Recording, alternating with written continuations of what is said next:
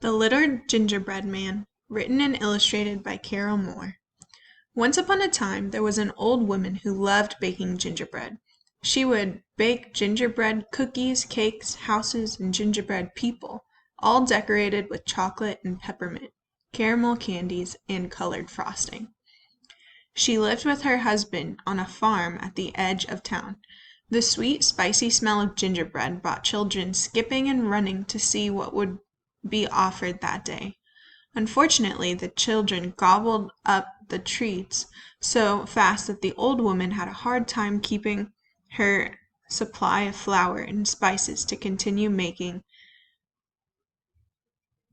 the batches of gingerbread. Sometimes she suspected little hands of having reached through her kitchen window because gingerbread pieces and cookies would disappear. One time a whole gingerbread house vanished mysteriously. She told her husband, "Those naughty children are at it again. They don't understand all they have to do is knock at the door and I'll give them my gingerbread treats." One day she made a special batch of gingerbread men because they were extra big. Unfortunately for the last gingerbread man, she ran out of her batter and was half the size of the others. She decorated the gingerbread men with care, each having socks, shirts, and pants of different colors. When it came to the little gingerbread man, she felt sorry for him and gave him more colors than the others. "It doesn't matter he's small," she thought. "He'll still be tasty." Putting the racks on the kitchen windowsill, she left it there to cool and went to finish her laundry. The gingerbread men lay quietly, their frosted eyes gazing at the sky with its puffy clouds. At that moment a voice came from nowhere. "Get up! Get up! Come with me!" Everyone looked to see who was speaking. It was a butterfly flying outside the window. Butterflies are naturally beautiful, but her wings were an exceptionally pretty marble blue. "Come with me," she urged again. The gingerbread men didn't react except to keep staring. But the smallest gingerbread man, who jumped up from the tray and leaped off the kitchen windowsill onto the grass below, faster than you could say hurry.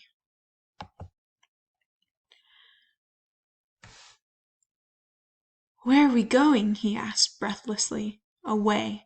And before the butterfly had finished speaking, children appeared in the yard, spying the little gingerbread man. They started shrieking with delight and began chasing him. "Stop! Stop!" they shouted. "We want to eat you!" But with his little legs churning, the gingerbread man only ran faster. He yelled, "I won't stop! Run! Run as fast as you can! You can't catch me! I'm the gingerbread man!" And truly those children could not catch him.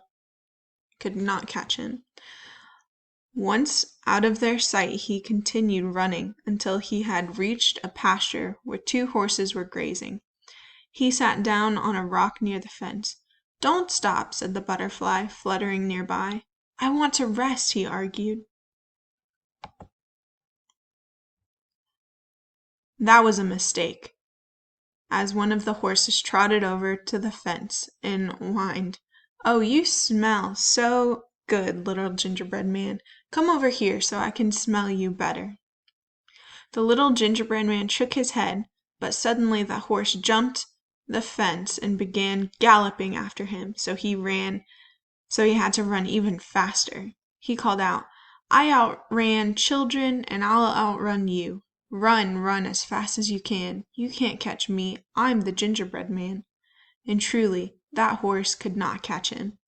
The next time he rested, the little gingerbread man took care to lie among the grass, well off the road where no one could see him. "Everybody wants to eat me," he complained to the butterfly. "Do you want to eat me too?"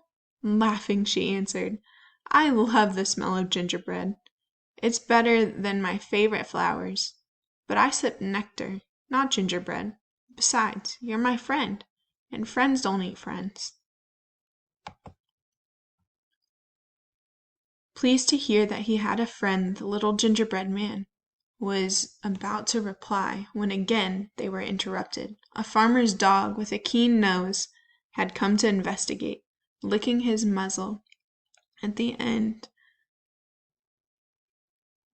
sight of the little gingerbread man. The dog said, "Excuse me for interrupting, but little gingerbread man, you look so good. I mean, tired. Please stay a while and rest if you'd like." As the dog talked, he stepped closer and closer. The closer he stepped, the more nervous the little gingerbread man. When the butterfly flittered from her grass perch in alarm, the little gingerbread man took off running with the dog nipping at his tiny heels. He shouted, "I outran children, I outran a horse, and I'll outrun you too. Run, run as fast as you can't catch me, I'm the gingerbread man." And truly that dog could not catch him. At last the little gingerbread man and the butterfly reached the stream. It wasn't a very big stream, unless you were a tiny gingerbread man. To him it was a river. From out behind a bush sauntered a red fox, stopping to stretch, because he had just awakened from a nap. Looking at the gingerbread man, he said nonchalantly, "May I help you?" The butterfly was quick to respond, "No, thank you. We're going to fly across the stream. We don't need your help."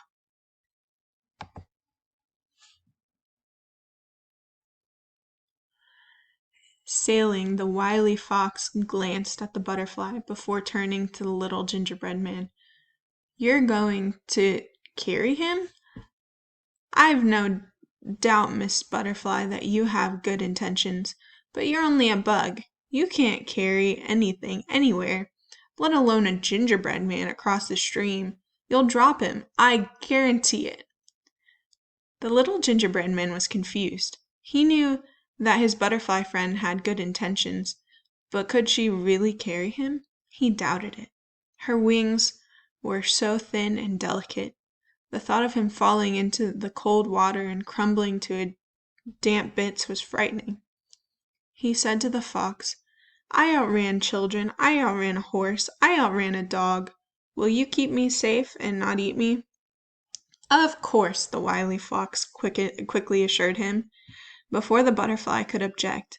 "I eat only meat, and I had a full meal just before my nap. Here, ride on my bushy tail. Let's go before I change my mind." So the little gingerbread man climbed on the fox's tail, and they entered the water.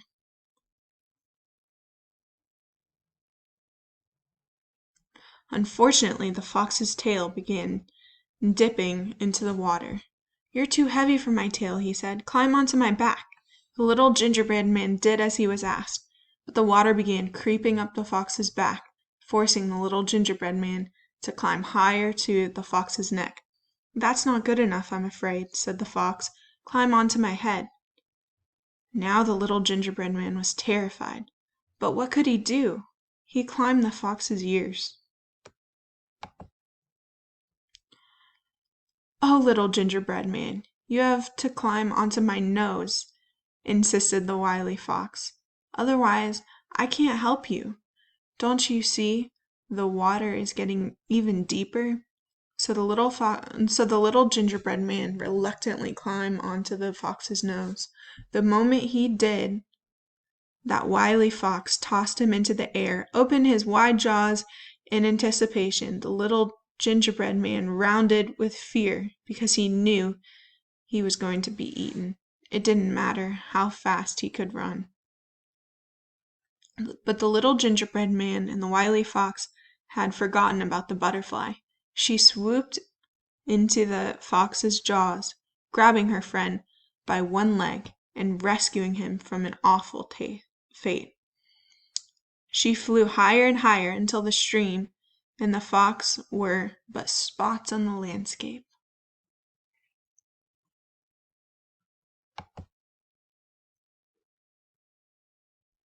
"You can carry me," cried the little gingerbread man.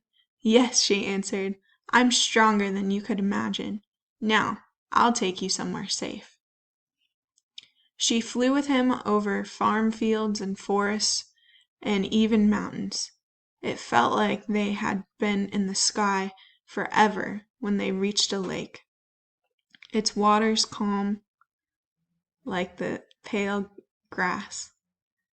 There was an island in the middle of the lake, lined with forest trees, and among the trees was where the butterfly took the little gingerbread man. She flew down, down, and down until they came to the foot of the pine tree.